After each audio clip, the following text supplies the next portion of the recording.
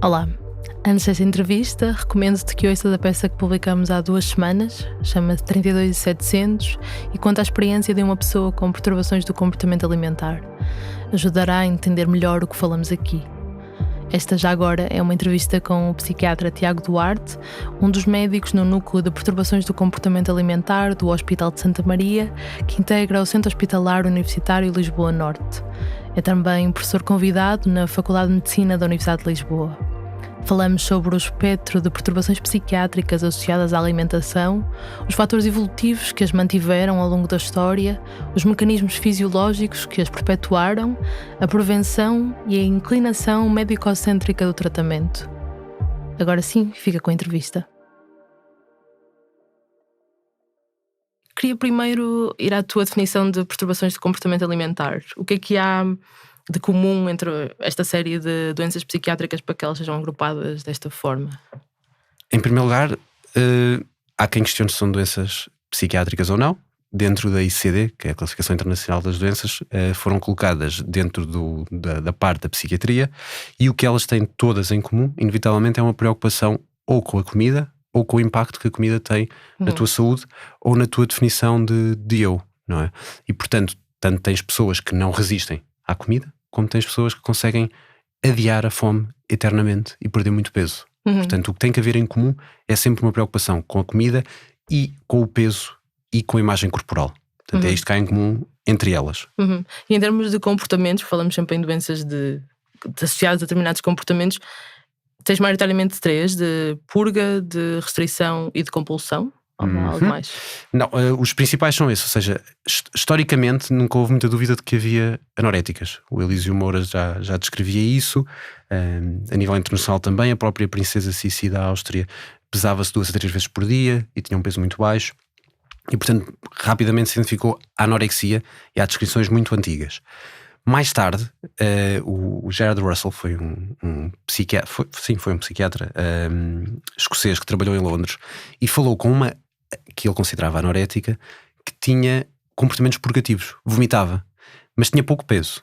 E então tentou perceber um bocadinho, psicopatologicamente, em termos de sintomas de sofrimento que ela apresentava, em que é que consistiam. E de facto era uma pessoa um bocadinho diferente das outras anoréticas, digamos assim, porque vomitava, não conseguia resistir a alguns impulsos, e foi aí que ele, em 1979, faz o primeiro diagnóstico com 30 doentes, a quem chamou bulimia, que era fome de boi. A fome de comer um boi, portanto de comer muito. E de facto é a primeira vez que este diagnóstico aparece. Portanto, até aí só havia anorexia. Depois introduziu-se esta nova variante que permitiu de facto esmiuçar mais os sintomas, dividindo as doenças entre as pessoas que comem muito e depois vomitam, e as pessoas que conseguem restringir, ou que até restringindo ou não restringindo muito, mas vomitando, mantêm um peso baixo. Mais tarde, isso entra em 1980 na ICD, na DSM-3, que é os critérios diagnósticos americanos, e com base nisso passa a poder ser feita investigação para se perceber se estas doenças eram diferentes. E de facto eram diferentes. E dentro destas doenças diferentes havia umas ainda mais diferentes, que não só não vomitavam, mas comiam muito. E como não vomitavam, aumentavam bastante de peso, e foi aí que categorizou a doença, que agora é perturbação de ingestão alimentar compulsiva em português, e é o binge eating em inglês. E portanto tu divides maioritariamente entre os quadros restritivos e os quadros com binge. Portanto, e a definição de um binge é, ipsis verbis, comer mais do que seria expectável para uma pessoa durante aquele período, com um sentimento associado de sofrimento. Não é ir a um casamento e comer muito, não é um binge eating, é um contexto explicável socialmente. Portanto, agora se for uma coisa corrente e que causa sofrimento à pessoa, faz o diagnóstico.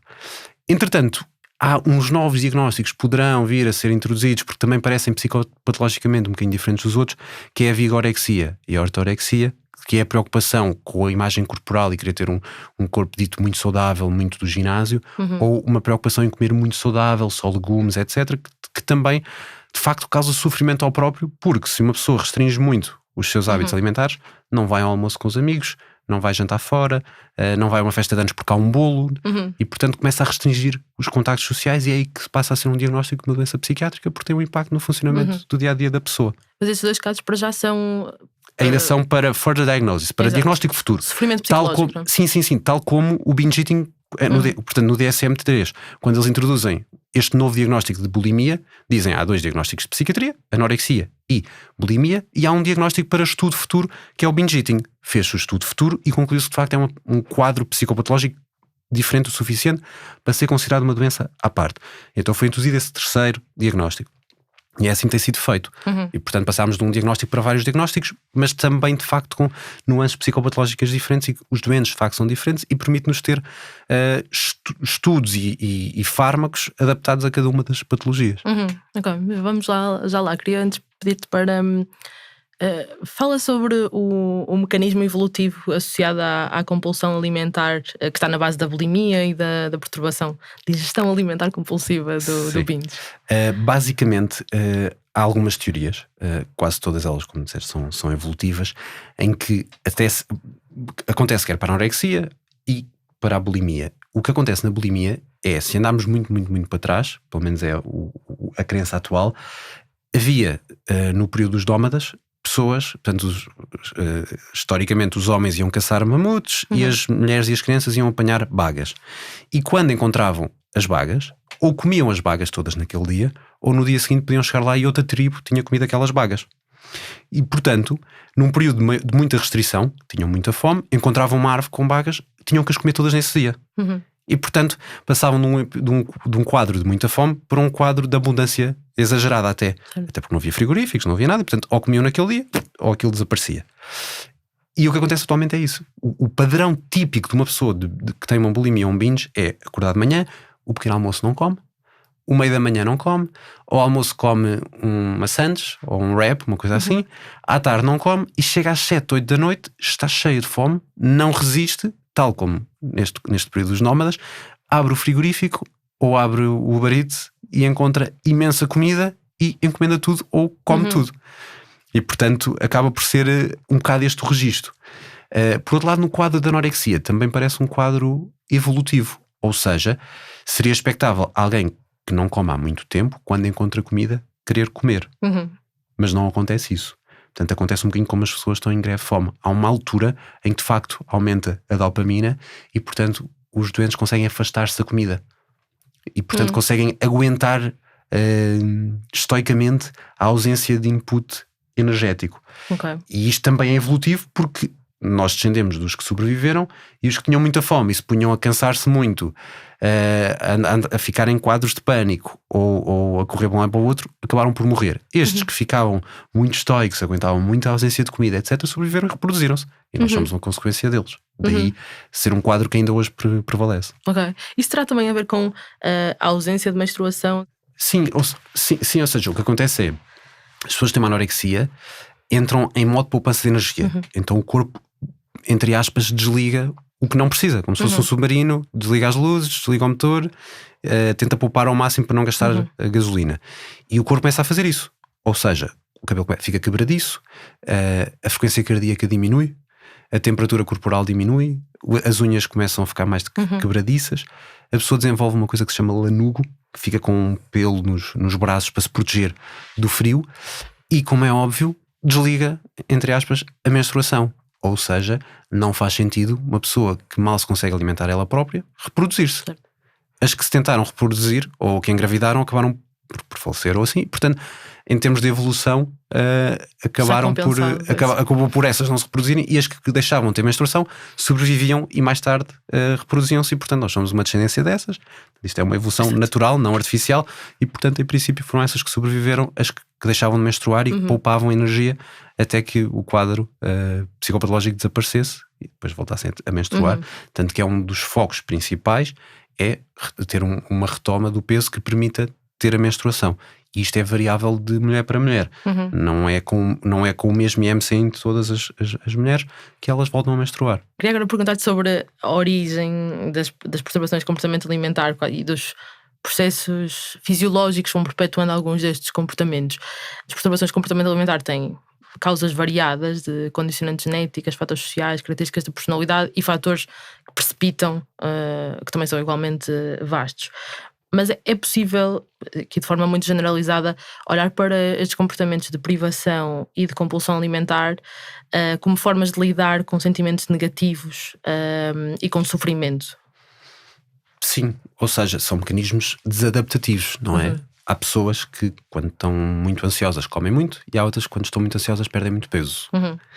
Geralmente é de facto um mecanismo desadaptativo.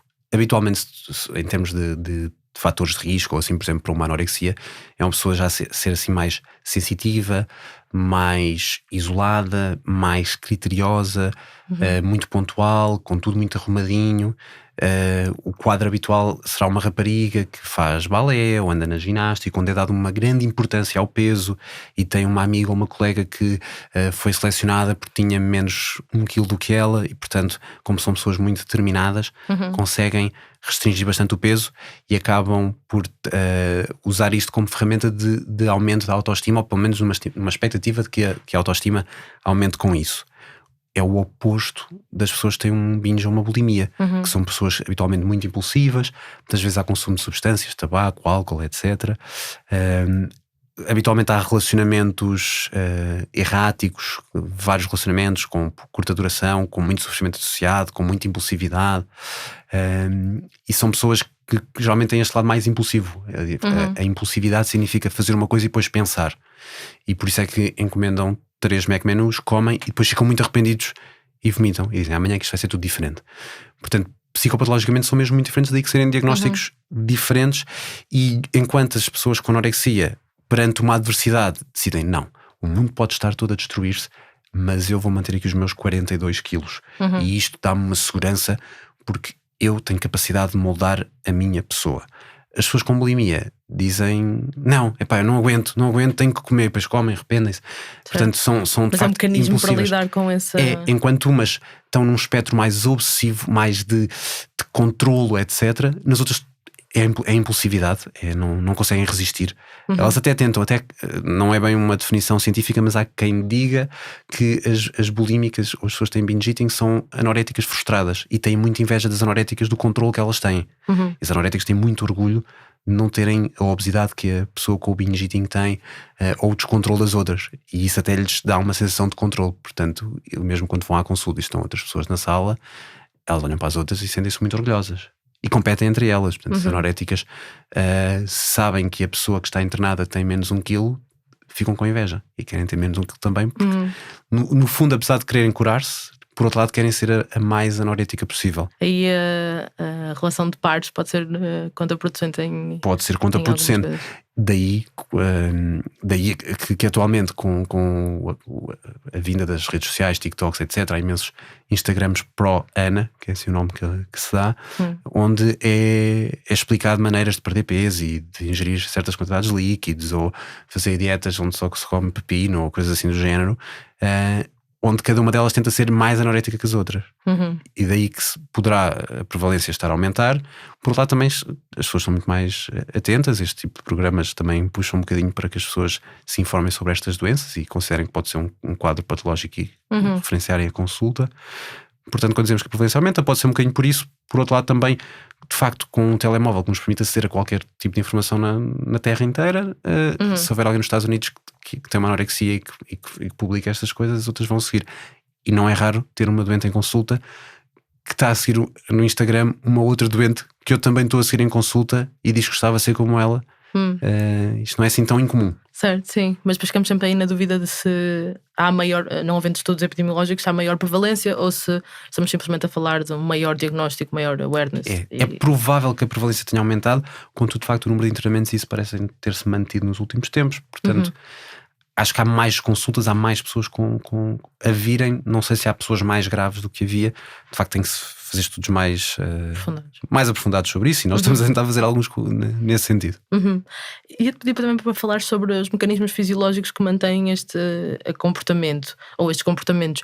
Ou seja, sendo possível estabelecer que muitos destes comportamentos podem ser mecanismos mal adaptativos ao sofrimento, mas depois há processos químicos no cérebro e no corpo em geral que os perpetuam e facilitam a sua repetição. Podes falar um bocadinho sobre isso? Sim. Então imagina, por exemplo, no quadro da bulimia, tal como falámos da impulsividade, uma pessoa, fazendo aqui um paralelismo, uma pessoa que bebe café tem um aumento da dopamina e sente um aumento da energia, e portanto o café faz-o sentir bem, e no dia seguinte toma outro café, e entretanto precisa de estar atento e acaba por beber um segundo café, porque reconhece o efeito que o primeiro café teve.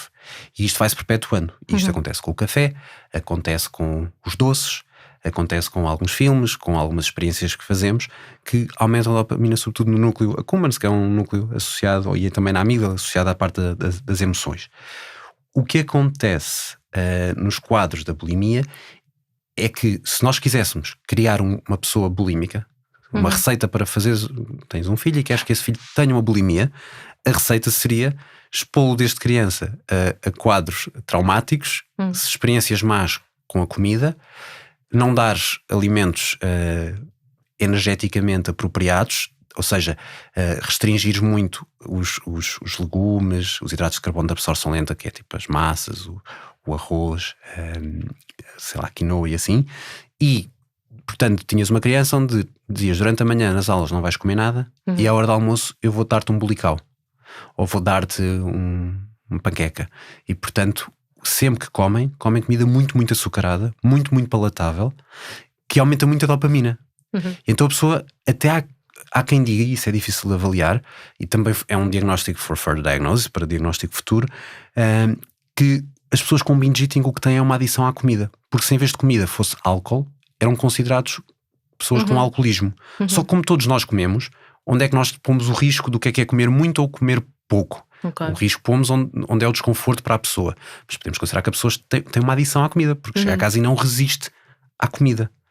E, portanto, os mecanismos são associados à adição de base, às outras adições. É muito este aumento da dopamina que vai perpetuando este ciclo com um arrependimento grande, com uma tentativa de controlo, e depois a pessoa já não consegue controlar um bocadinho, como acontece com as pessoas que têm consumos de álcool, até fazem uma desintoxicação, estão um período sem beber álcool, mas depois há um evento qualquer onde sofreram mais, há um término de uma relação, um despedimento ou assim, e a pessoa volta ao registro onde se sente seguro e confortável.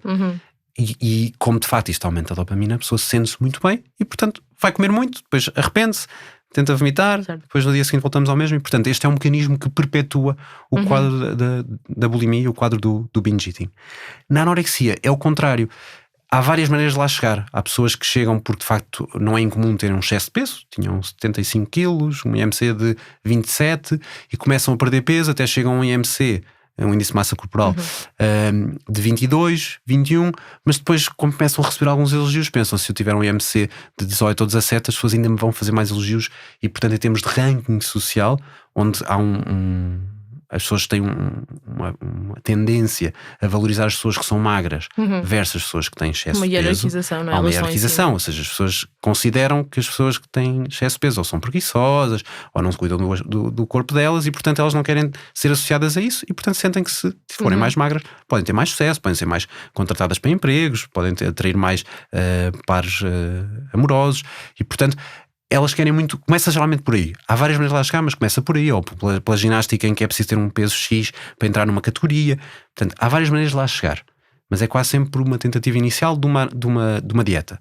Depois, muitas vezes, vão a nutricionistas dos ginásios, que dizem, tens de comer proteínas, tens de restringir hidratos de carbono, e portanto começam a agarrar-se a esta dieta, e depois é muito difícil nós introduzirmos uma dieta que seja equilibrada. Porque dizem, não, mas o outro nutricionista, que também é um nutricionista, e é válido porque é um nutricionista para treino, para alta performance, não é um nutricionista clínico de doenças de comportamento alimentar. Exato.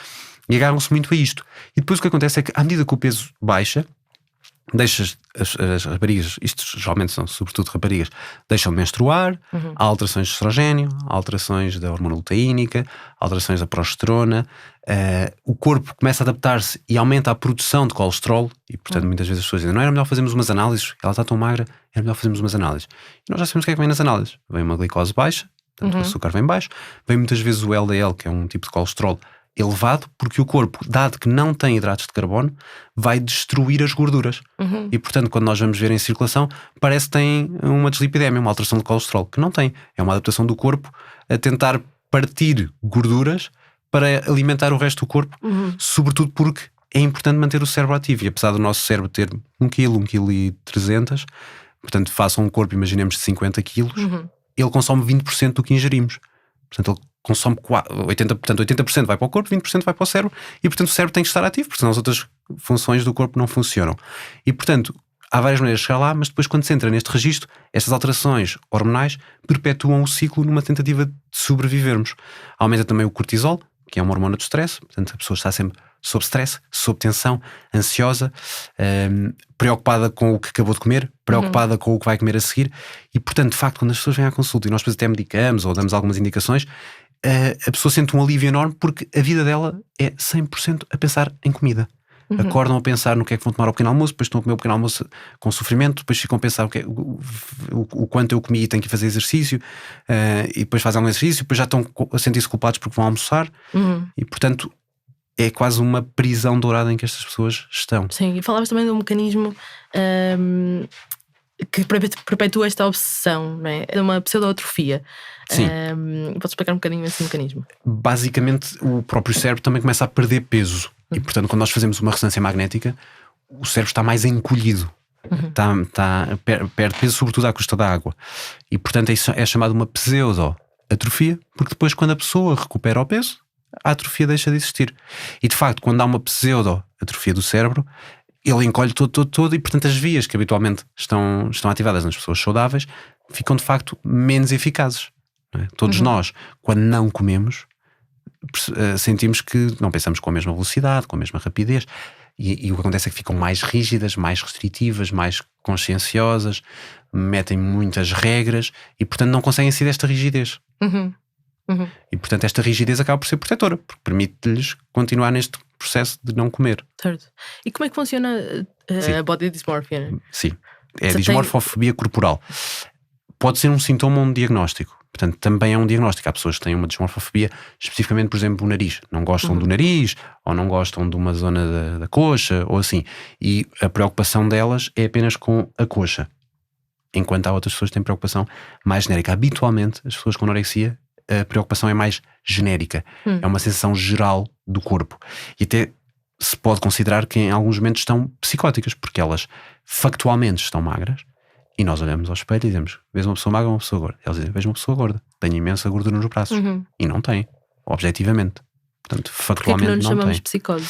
Não chamamos psicose porque lá no fundo elas reconhecem que precisam de mudar, só que estão tão confortáveis naquele desconforto que têm que contar a elas próprias a narrativa. E de facto elas, ou seja, há quem diga que o psicótico luta pelas suas ideias e o obsessivo luta contra as suas ideias. E elas não lutam, elas lutam pelas suas ideias, mas reconhecem que provavelmente elas estão magras, demasiado magras, porque é isso que lhes perpetua a manutenção do peso baixo. Porque senão nós dizemos: come porque estás magras. E ela: ok, então vou comer. Portanto, o que acontece é elas no fundo reconhecem que estão magras, mas não sentem que estão magras. Enquanto uma pessoa com uma psicose sente e tem a certeza absoluta. É uma convicção plena e a priori.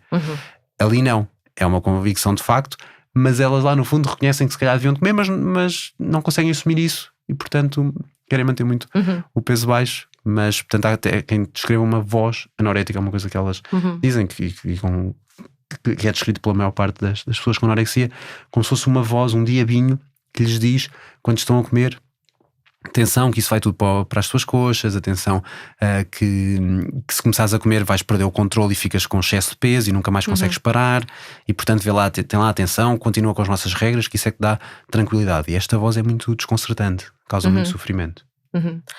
Há um diagnóstico que ainda não falamos, que é a forma mais prevalente ou pelo menos tem sido descrita como a forma mais prevalente de perturbações de comportamento alimentar, que é a perturbação do comportamento alimentar sem outra especificação. É um diagnóstico vago, de padrões de comportamento que denotam uma relação complicada com a doença, com a comida. Achas que esta indefinição é uma falha, um atraso na investigação em psiquiatria, que ainda não conseguiu chegar a uma categorização de outros diagnósticos dentro deste? Ou é uma inevitabilidade? Temos uma relação complicada com a comida, perturbada, se quisermos usar esse termo, que vai reproduzir-se sempre em comportamentos diferentes e incategorizáveis. Acho que pode ser uma mistura dos dois. Acho que é maioritariamente um atraso no diagnóstico, ou um atraso nas categorias diagnósticas. Acho que factualmente há poucas pessoas a fazer investigação na área do comportamento alimentar. Há inclusive poucos fármacos aprovados para tratamento das doenças do comportamento alimentar. também é uma doença, apesar de tudo, pouco prevalente, comparado com uma depressão, ou até com o impacto que tem ao longo da vida uma esquizofrenia, e portanto tem sido feito mais investigação na doença bipolar, nos quadros depressivos, até na perturbação de hiperatividade com déficit de atenção, do que provavelmente nas doenças de comportamento alimentar. E eu acho que, tendo em conta até a maneira como foi evoluindo os diagnósticos, começámos de uma anorexia para termos atualmente pelo menos 3 diagnósticos mais prevalentes, depois também há a PICA, há outros diagnósticos. Inclusive antes considerava-se anorexia nervosa atípica se não tinha todas as características, entretanto já se retirou a atipia e descreve-se a doença como leve, moderada ou grave. Acho que é apenas, ainda não temos um pool suficiente, nem investigação suficiente que nos permita destrinçar psicopatologicamente estas doenças, daí que a vigorexia e a ortorexia têm vindo assim um bocadinho ao de cima. Inclusive, por exemplo, psicopatologicamente há a diabulimia, que são as pessoas com diabetes que utilizam a insulina como forma de fazer restrição ou de fazer purga dos alimentos. Portanto, acho que é mais um atraso ainda na investigação. Acho que vamos lá chegar. Estamos no caminho, tem-se feito mais investigação ultimamente, também com melhor qualidade, sobretudo para perceber o que é que poderão ser as causas ou as consequências dos comportamentos, mas acho que se vai chegar lá. Independentemente de tudo, acho que já conseguimos ajudar muitas doentes, que é a parte mais importante no final do dia.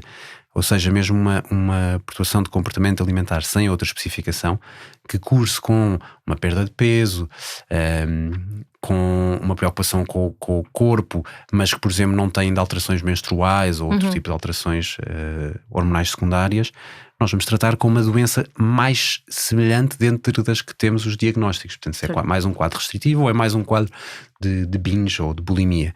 E, portanto, tratamos com uma doença mais próxima e habitualmente com bastante sucesso. Sobretudo se for numa fase inicial, a remissão é quase 100%. Muitas vezes as pessoas demoram 2 anos, 3 anos a chegarem à consulta após o início dos sintomas, e aí fica mais difícil de tratar, e há pessoas que acabam por ficar com doenças crónicas. Instaladas. Sim.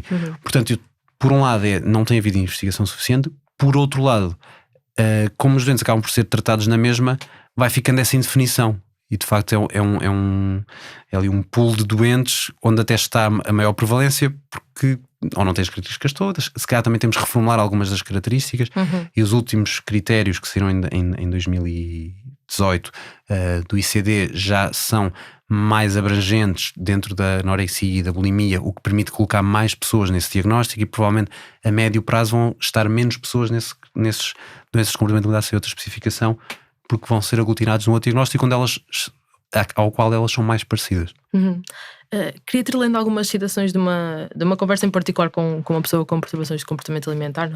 Ela tinha anorexia durante a adolescência, a universidade, e uma delas é esta, em que ela diz: eu já não estava bem há muito tempo, o número da balança era só a ponta do iceberg, e nas profundezas da anorexia eu não conseguia pensar em ser bonita, queria emagrecer até desaparecer, não vejo vaidade nisso. Eu sabia que tinha um aspecto terrível, até respirar doía, mas queria mais, e quando já não queria mais era porque já não conseguia mais. Mas sempre senti que quando o peso deixava de ser uma urgência, eu ficava sozinha com este monstro na cabeça. Até à próxima vez, os médicos, podem salvar-te a vida, mas não podem cuidar de ti. Eu queria pegar nisto para te perguntar, antes de mais, se que prevenção é que existe, e que tipo de malha fina, se é que ela existe, para tentar trazer algumas destas pessoas com bandeiras vermelhas para a consulta. Então, já te vou responder isso, mas vou agarrar numa coisa que disseste, que é: ela reconhecia que estava magra. Portanto, daí que é quase uma psicose, mas não é. Certo. Ela reconhece que está magra, mas reconhece que está magra, mas não se sente magra. Portanto, daí que não é uma psicose. Agora, de facto, o que acontece muitas vezes nestes quadros, sobretudo na anorexia, é como se a pessoa fizesse um buraco, dá-lhe uma picareta e ela faz um buraco e escava um buraco de 10 metros e depois sente que está num buraco, mas só tem uma picareta, então continua a escavar.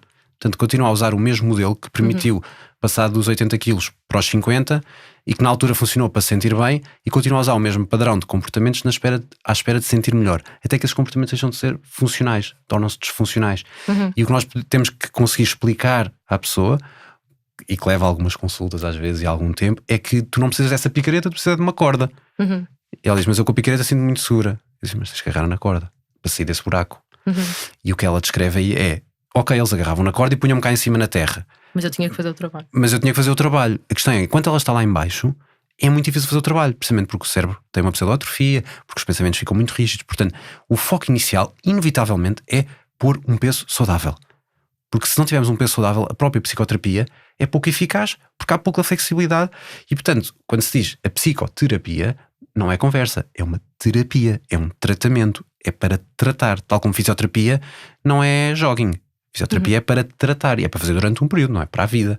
E, portanto, se a pessoa tem que estar predisposta, tranquila, para conseguir fazer conjecturas com base nos seus comportamentos prévios e naquilo que levou a este percurso errático que culminou numa doença.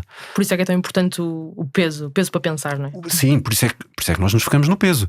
Focamos no peso porque ele não é para sermos chatos, nem para nos pormos em oposição com o doente, que nunca é o nosso objetivo. Nós somos médicos, nós queremos ajudar os doentes. Ponto. Não ganhamos nada em que a pessoa tenha 80 quilos. O que também não seria saudável se fosse ter um IMC com excesso de peso. Pronto. Agora, o peso é sempre o foco inicial, que habitualmente são os primeiros 2, 3 meses. O peso tem que melhorar. E muitas vezes estas doentes estão tão assustadas que têm medo, um bocadinho isso tu descreveste, ou que neste caso a doente descreveu, que é, têm muito medo de ter um peso saudável e depois nós já não queremos saber delas. E isto não acontece, inclusive eu já tive que alterar a consulta, em vez de ser comportamento alimentar, combinei com o doente. Quando tiveres um peso normal, deixas de ter consulta de comportamento alimentar e passas a ter uma consulta geral, que eu não te vou abandonar. Eu acho que temos aqui coisas para trabalhar, mas primeiro temos de tratar do teu peso. E não vais ser abandonada quando o teu peso normalizar. Aquele sofrimento que expulsou. Temos que depois ir perceber porque é que isto aconteceu, se há outras doenças prévias ou concomitantes. Em termos de prevenção, o que se pode fazer é muito isto que nós estamos a fazer, falar destas doenças. A melhor prevenção é um pai tem uma filha de 12 anos que de um momento para o outro começa a fazer uma dieta e perde 15 quilos em 2 meses. Se calhar isto é uma red flag, não é? Portanto é uma bandeira vermelha que faz a pessoa, deve fazer a pessoa pelo menos pensar. E depois de encontrar este problema, minha filha perdeu muito peso, comentar com um médico de família ou assim, e referenciar. E, inclusive, por exemplo, a consulta do Hospital Santa Maria não tem área de referenciação. As pessoas são referenciadas de qualquer lado e, portanto, preferencialmente, se forem do Porto, deveriam ser seguidas no Porto, mas nós seguimos pessoas da Ilha Terceira, dos Açores, não é? Portanto, do Algarve. Portanto, o importante, ou seja, a acessibilidade à consulta não é difícil. É preciso as pessoas reconhecerem que há um problema para dirigirem as pessoas para esta consulta. Portanto, Mas às pessoas dos Açores ou do Algarve é mais difícil. É mais difícil porque tem que vir de avião. Sim. Também, por outro lado, poderíamos pensar, então mais vale abrir um serviço em cada uma das ilhas. Mas depois não há doentes suficientes. Provavelmente se abrir uma consulta na Ilha Terceira tem 2 doentes, o que não justificará ter um psicólogo alocado, um psiquiatra alocado, um enfermeiro alocado, um nutricionista alocado. Tem que haver alguma massa e tem que ser massa crítica de vários doentes, de muita experiência, porque é uma doença muito específica, com muitas nuances, com essas rigidezes todas, com conceitos de valores de cada pessoa e do impacto do peso, e com opiniões dos pais, opiniões das mães, opiniões dos avós, dos tios, dos professores, do PT do ginásio. Portanto, cada um vai ter a sua crença e tem que ser o médico a ser ali o gestor de caso e, como é óbvio, articular com os enfermeiros, articular com os nutricionistas, com os psicólogos. Mas pode também passar por maior literacia por exemplo, dentro da consulta de psiquiatria geral, haver uma maior literacia do psiquiatra para estas perturbações, da mesma forma que todos os psiquiatras dominam o que é psicose, ou podem tratar o que é psicose.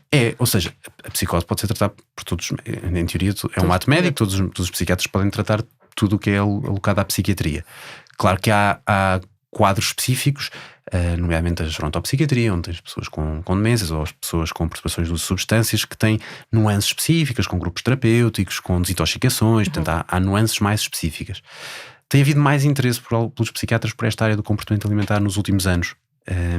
E portanto passa por irmos transmitindo, ou seja, se estivermos numa reunião de uma equipa onde estão 10 psiquiatras e 2 fizeram um estágio de comportamento alimentar e têm alguma sensibilidade para este tipo de diagnósticos e poderão se calhar trazer um input de que há um diagnóstico diferencial naquele momento, e portanto isto tem vindo a acontecer. As pessoas fazem 60 meses de estágio, são 5 anos de internato, e há um período de opcionais que as pessoas têm, que são 6 meses, e podem passar no comportamento alimentar, e muita gente tem feito, e de antes vinham 1, 2 pessoas por cada trimestre, e atualmente tem vindo 2, 3 pessoas fazer o estágio. Portanto há mais interesse, e as pessoas reconhecem que isto é importante, e não só psiquiatras adultos, como também pedopsiquiatras da infância e da adolescência.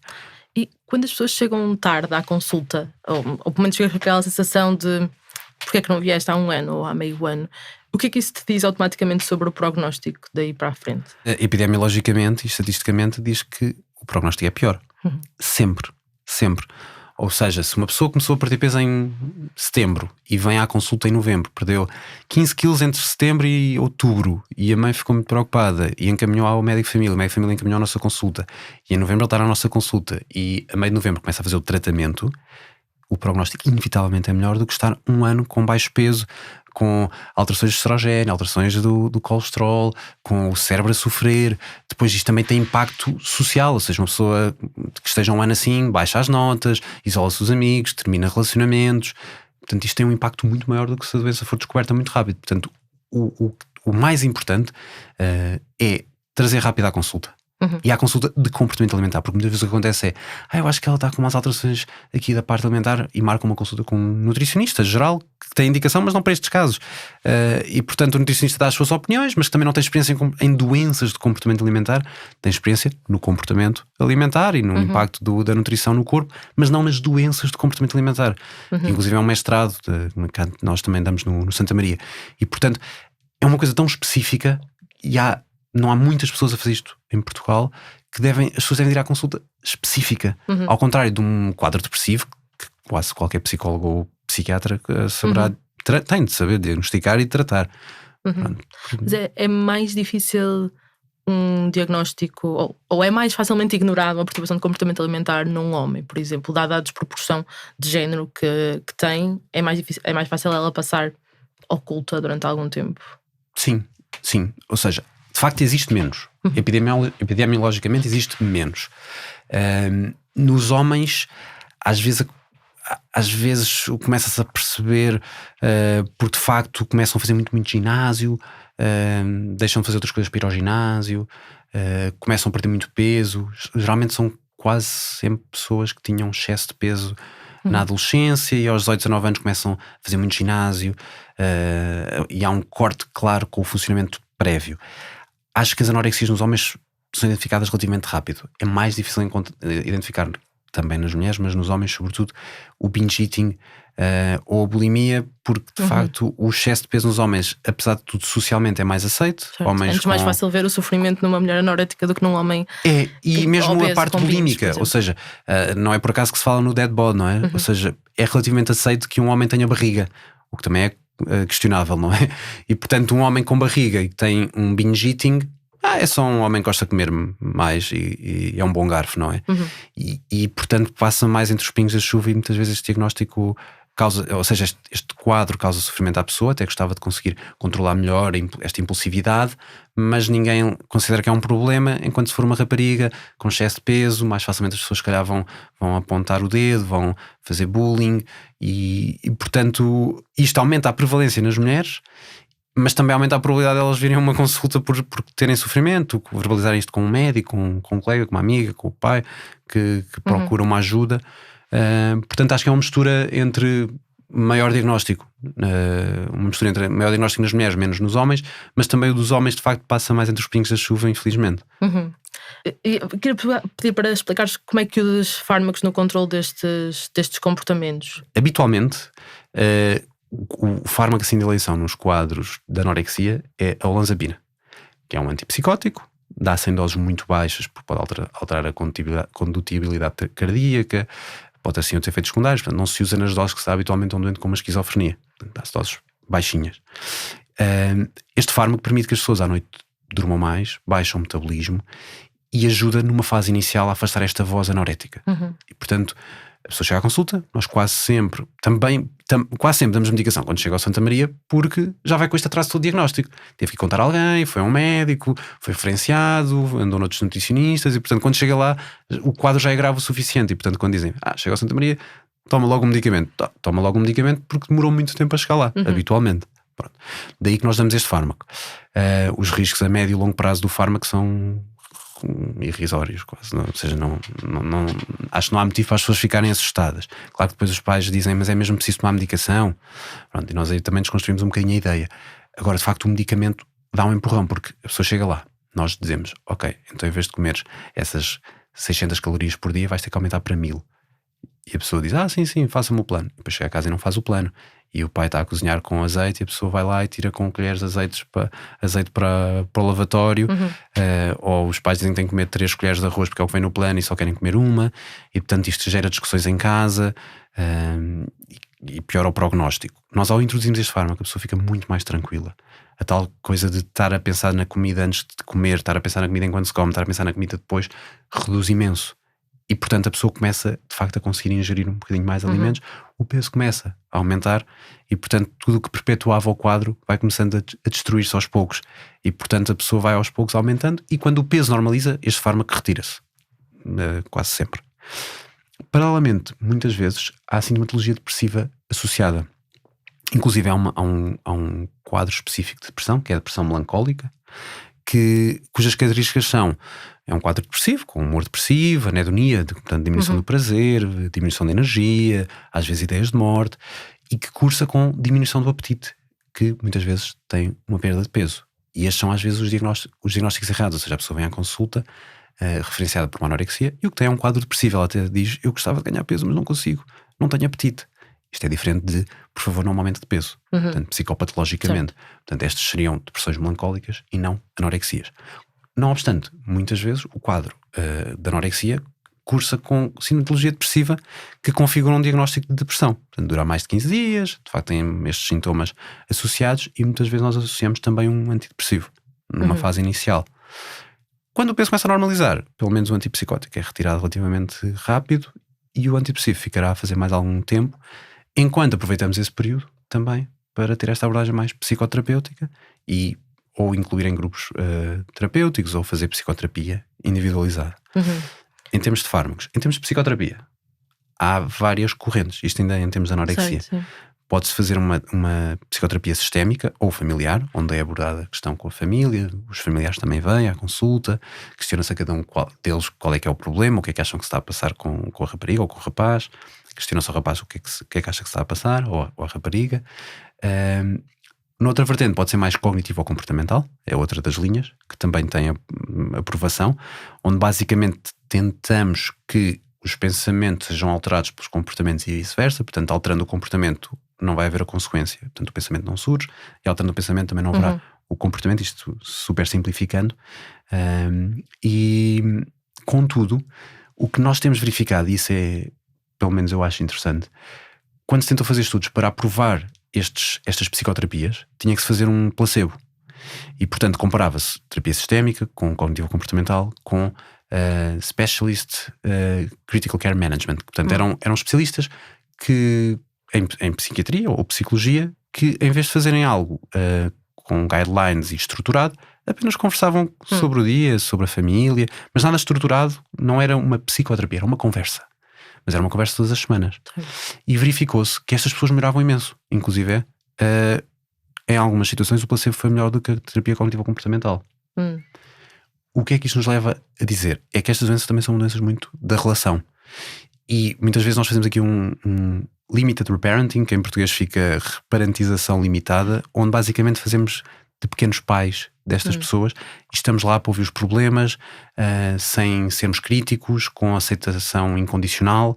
E estas coisas que são partilhadas entre as várias psicoterapias, o estar lá, estar presente, ouvir, escutar de forma empática, dar abertura para a pessoa dizer as coisas que mesmo não tenha às vezes coragem de dizer ao pé das outras, é mais importante estes fatores que são comuns a todos do que propriamente uma psicoterapia específica.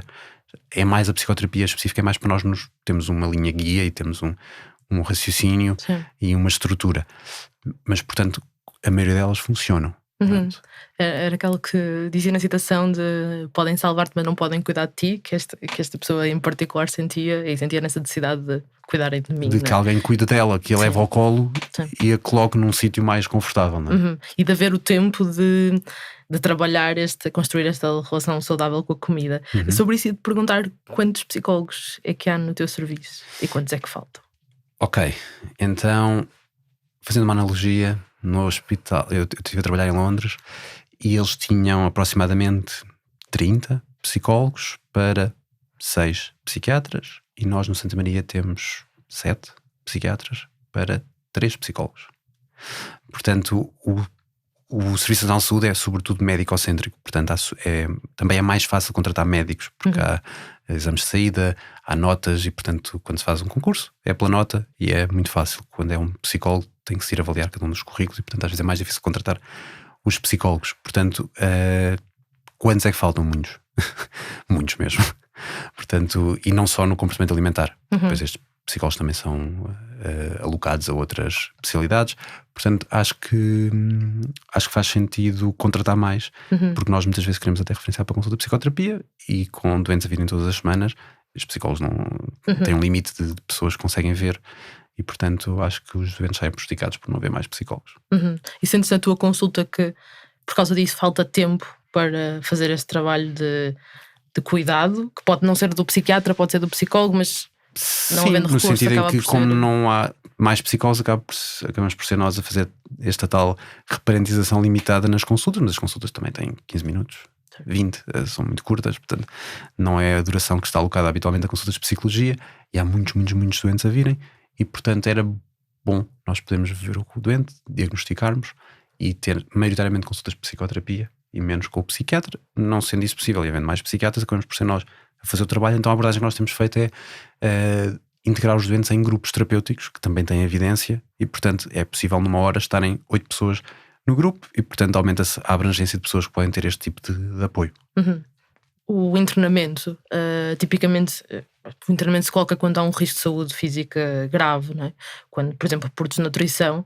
E falava, por exemplo, de alguns internamentos, como no Centro Hospitalar Universitário de São João, em que usam técnicas cognitivo-comportamentais assentes num sistema de metas e benefícios associados ao peso. Quanto mais peso tens, mais direitos dentro do internamento desbloqueias. Podes passar a fazer refeições na cantina, podes ir à terapia ocupacional, podes contactar a família.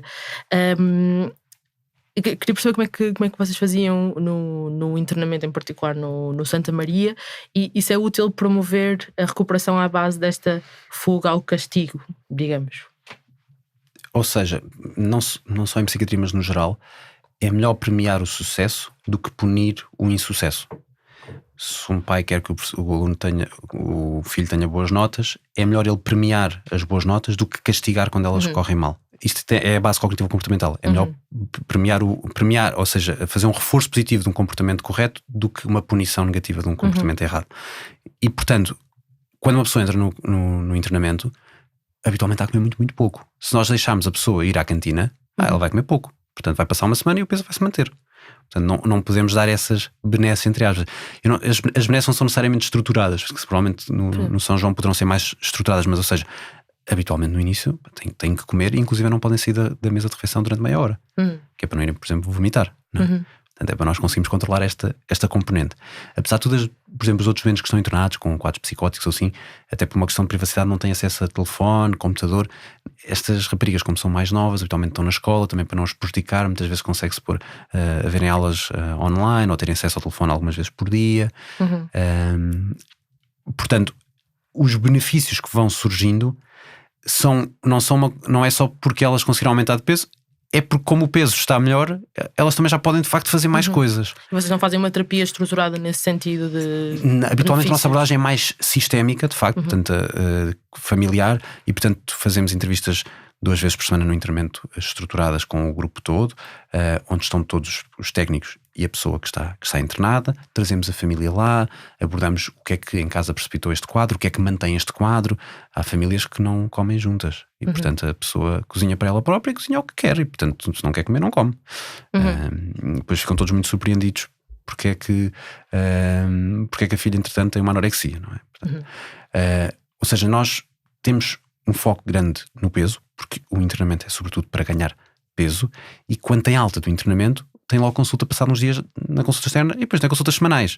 E portanto até os estudos mais recentes dizem que faz mais sentido ter um internamento mais curto, centrado no peso, no ganho ponderal, e conseguir logo ir para a consulta, do que internamentos mais longos onde o peso aumenta muito pouco, mas que também tem um impacto negativo enorme. Uma pessoa ter 16 anos e ficar internada 8 meses no internamento.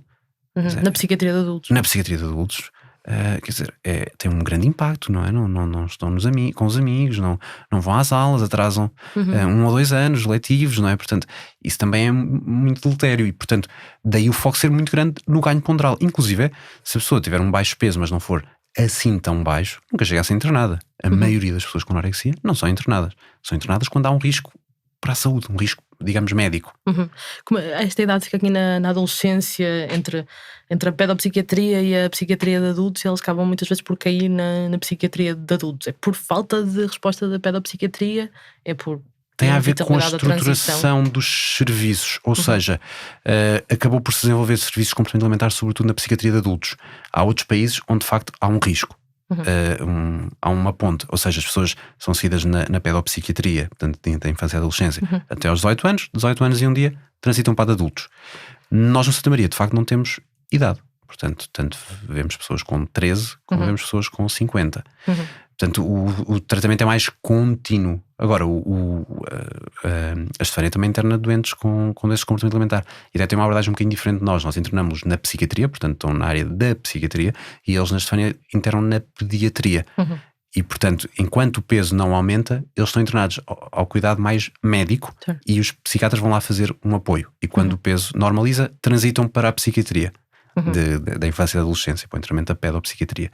Nós acabamos por estar internado na psiquiatria, também temos o apoio de uma médica de medicina interna que nos dá um apoio, mas está internado na psiquiatria. Portanto, são duas abordagens distintas. Acho que se desenvolveu mais na psiquiatria de adultos, conseguiu que não houvesse uma restrição de idades e, portanto, como tratamos sobretudo uma doença com nuances muito específicas, a abordagem aos 19 é muito semelhante aos 14, psicopatologicamente, em termos dos sintomas que surgem, e, portanto, faz-nos sentido que haja uma continuidade. Uma última pergunta, que é: o que é que se aprende com os falhanços no tratamento, e se coloca sempre uma possibilidade de cura?